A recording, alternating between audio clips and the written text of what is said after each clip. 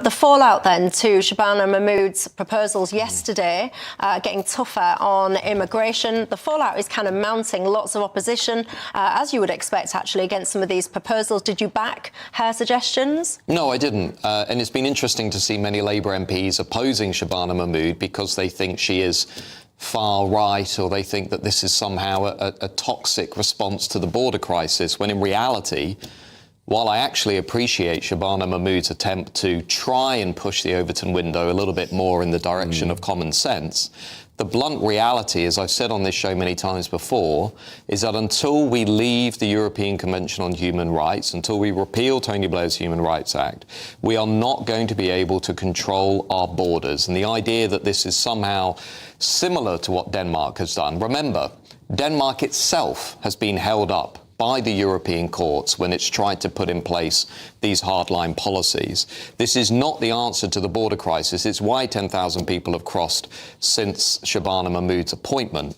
And the small boat crisis will continue until we regain control over our own laws. It's that simple. Let me just remind you, in case you had a long sleep and you missed it all yesterday, the Labour's reforms, these are what they're planning, making refugee status temporary, making them have to potentially therefore return if indeed their country is deemed to be safe, moving, the current period is 5 years, they're extending that to 20 years potentially before you can get settlement, overhauling the Human Rights Act, as we've just been hearing, not leaving the ECHR but tinkering with it, using AI to verify the age of these migrants. This one was one that got you guys talking yesterday. The introduction of safe and legal routes, what does that look like? And the visa bans on those three nations. I've got to tell you, those three nations that combined had sent the sum total of about 1,400 people, if that. So, I mean, I found that one quite interesting. But anyway, did you support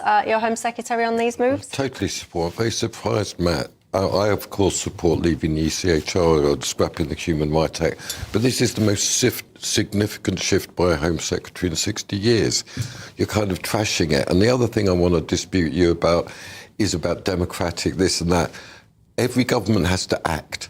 Not everything could be laid out in a manifesto, so there's a completely legitimate space for action. But to get back to Shabana, I think this is just the beginning of the move. I really, really genuinely appreciate her political courage, the way she took the argument to the Labour Party and to the House yesterday. I haven't seen someone so dominant in the House of Commons really since Thatcher. It was a genuinely strong performance. I would expect, Michelle, a little bit of generosity of heart from you. But can I just come back in on this? The reason I'm frustrated is because of all the people in the country who have been sold one gimmick after another. We've had Rwanda, we had one in, one out. I get it. We had smash the gangs, all of that. Here's what I want to hear from Shabana Mahmood. What's the limit on the cap for safe and legal routes that she's going to introduce? How many people are going to be included in these new work and study routes? How many people are coming over from Gaza with this new student scheme? There's a lot of loopholes here that I think Labour MPs are going to exploit to bring in more people from outside this country through the back door. What I want is a strong democracy that's responsive to people, to voters, to citizens. And that means regaining control of the borders, and that means leaving the ECHR, so Articles 3 and 8 can't be used to block deportations. Yeah, so it's Articles 3 and 8 that she's going for, but I agree with you that the overwhelming likelihood is that they won't budge on it, in which case the logic of her position is in order to do her job effectively, we're going to have to leave. The point is there's been a significant change of direction here that I really appreciate. And before we start jumping up and down and talk about the loopholes and what she hasn't done, I'd like a little bit of appreciation of what she has done in a context of intense hostility. This is where partisan differences come in, right? Because I will never thank the Labour Party. This isn't about Shabana Mahmood. This is about a Labour Party that are simultaneously accusing, for example, reform of tearing the country apart, having presided over open borders, two-tiered justice, the imposition of asylum hotels, calling everybody far right, calling everybody racist. I think probably if I were to have a pint or a meal with Shabana Mahmood, I'm not sure if she drinks, I don't know, but I would imagine actually we'd probably see eye to eye on some issues. But I would still be there saying deep down, I bet if you got her late at night, I bet she would say, you know what, even this, however tough it is, this isn't going to deal with the issue? Quite. So I think this is an opening move. I really do. But what's significant to me is the direction of travel. I think that's really significant. And secondly, as a patriot, we've got 3.5 years left of this government. I'm not just going to slag it off all the time. I'm going to play a constructive role trying to move it in the right direction. I was quite impressed with some of the things that she had to say and some of the tone in which she was using. I have to say, I was quite impressed when I saw her rebut some of the ridiculousness that was coming her way. That was funny.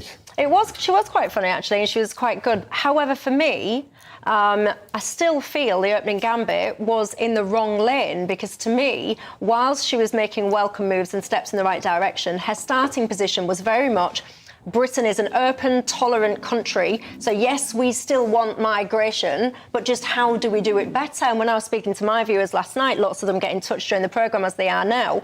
Many people's starting position, actually, Maurice, is no, we don't want to be an open country anymore. We've had enough. The numbers have gone too big. The culture has changed too fast. Our surroundings, our fellow people, the rate and pace of change is too much. So, no, we want our starting point actually to be to shrink people coming in, the numbers of people coming in, not to be standing on this platform where the starting position is open, tolerant, in you come, but let's just bring you in better.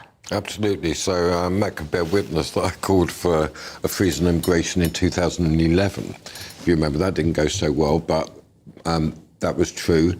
And I agree, but there's two distinctions. I would like to see a much more closed immigration system, but I think it's a glory of our country that we're a tolerant country. I'll make a distinction between openness and toleration. I don't want to see violence on the street. I don't want to see racial hate. I want to see solidarity rather than diversity. Michelle, those are my positions. So I think there's, just to talk to your viewers directly, I think Shabana is the most significant politician in this cabinet, and to keep your eye on her. Martin from Taunton says, Michelle, I am convinced the Home Secretary is lining herself up to be the leader.